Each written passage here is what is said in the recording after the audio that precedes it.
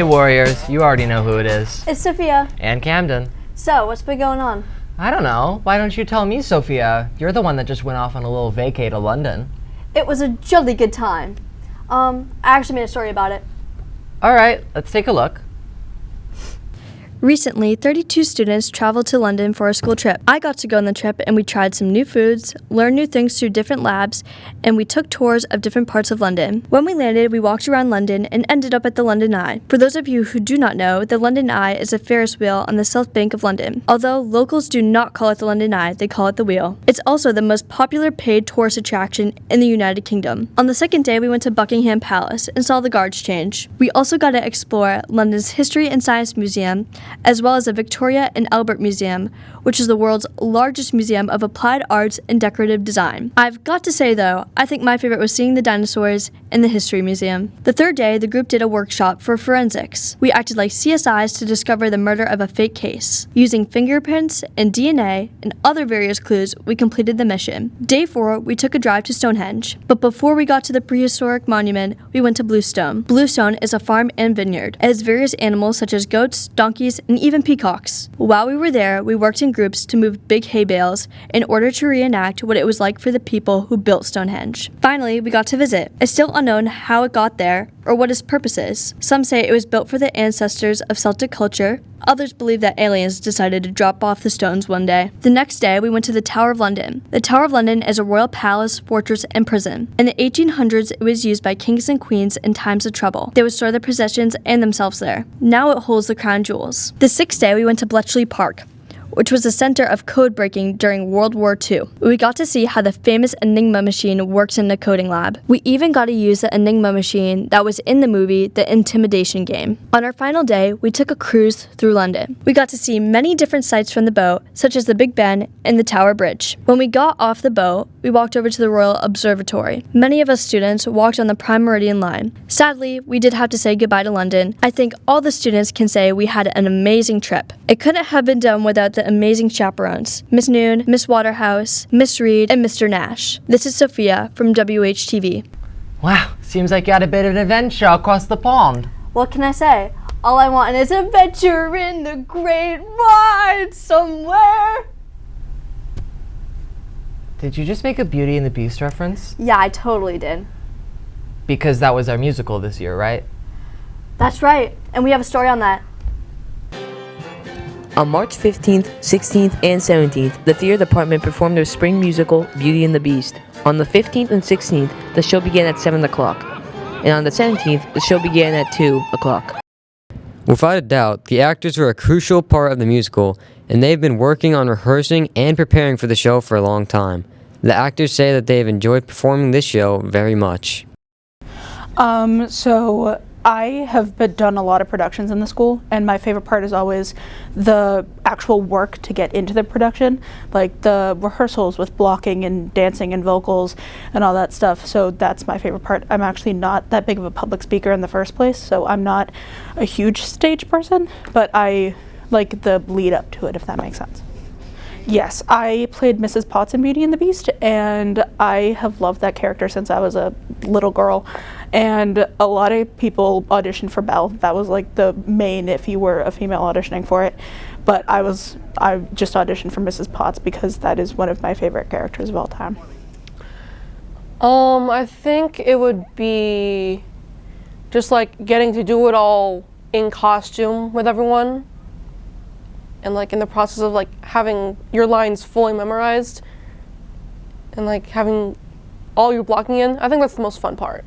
I don't know. I think my favorite part of performing specifically for like this show is that it was a very family-friendly show, so people of all ages could go, and it was very nice after the show to be able to see a whole bunch of kids who are so excited to see their favorite Disney princess like brought to life. So I think just the joy that it brings people is my favorite part of like actually performing. Miss Page was the director of the musical, while Mr. Moore worked with the actors on vocals. Last year, the decision was made to perform Beauty and the Beast, a popular choice among the actors. Miss Page says that adding the magical parts of Beauty and the Beast were the greatest challenge they faced. Some of the greatest challenges included some of the magical elements that are involved in Beauty and the Beast. So you have the enchanted rose that's supposed to drop petals. And so that was a challenge.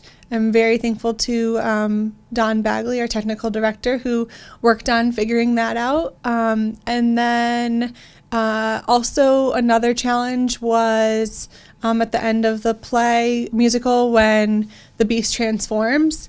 We used a lot of lighting and stage fog and things like that to make that happen. So yeah, I'd say those were the biggest. Everyone involved in the performance did a great job at their final event of the year. This is Brandon Roy And Jackson Winters. for WHTV. Dang, talk about tale as old as time. First Britain, now France. We have a very European episode today. Well, this next story is right in the US of A. Right in our very own walls, actually, when Winnacunnet hosted the cabaret. The cabaret, ooh la la. Don't get too excited, we haven't even seen the story yet. Right. Roll the clip. On February 16th, the music department hosted the cabaret shows. There are 2 shows at 5:30 and 7:30. The theme of this year's show was Carnival of the Animals and had many songs related to that theme, such as Try Everything from Zootopia and Spider-Man's theme song. The students performing at the event really enjoyed the songs they played. My part was playing The Walking Frog. I liked my part in it. I really liked when we sang Try Everything because I really liked the movie Zootopia. I love doing Jabberwocky because we did like a really cool dance to the song. My favorite part of the performance was probably singing with the chamber singers. Getting to eat the food for $1. Probably just all of it in general. The cabaret is honestly really fun. I love doing the cabaret even though I'm only a sophomore. But it's so much fun. It's definitely one of my favorite shows to perform. Favorite part performing was just seeing everybody come up with creative costumes. It was an animal theme, so people did some pretty cool stuff. Music was awesome. We played great. It's a good time. I mean, I like how more laid back the cabaret is in comparison to some of our other performances because we get to, dress up, we get to sing some fun songs. So I guess I like that part of it. Mr. Martin is the director of instrumental music. He enjoys the cabaret shows because of their uniqueness.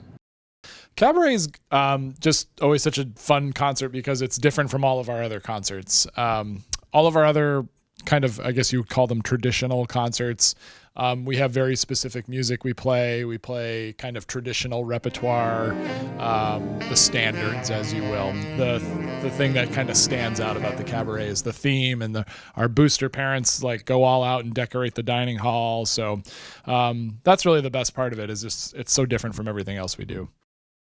Mr. Moore is the director of choral music. He's done the cabaret shows since he started teaching at Winnacunnet.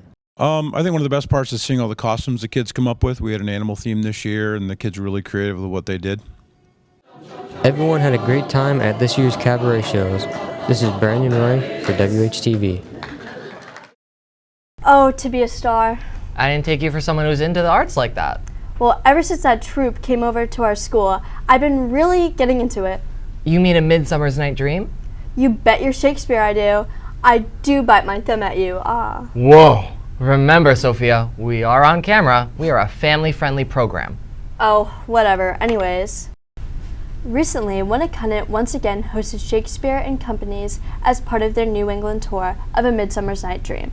Last year, the troupe performed Romeo and Juliet for the 9th grade. This year, 2 performances were scheduled and all students were able to attend. The performers put on a high-energy show that grabbed students' attention and brought the story of mismatched lovers to life. After each show, the actors took time to answer questions from the audience. Maybe Shakespeare isn't too bad, after all. Sorry to my freshman English teacher. Maybe we should do our own performance out on the pavilion. The pavilion? The pavilion! Oh, the new pavilion! You may have noticed some new construction going on just outside the dining hall. Building director John Gamache says that students should expect to see an outdoor pavilion there when they return from the April break. The base and concrete supports have already been installed, and New England Outdoor Structures from Methuen hopes to deliver the pavilion and assemble it during the break. The 20 by 20 foot space will be finished with granite paving stones and include at least 1 electrical outlet. Doesn't that sound like such a nice place to eat? Maybe I'll actually stick around for lunch from now on. Maybe. Lord knows you need your coffee, Sophia. That he does, Camden. Well, there you have it, Winnacunnet. See you later, Warriors. Woo!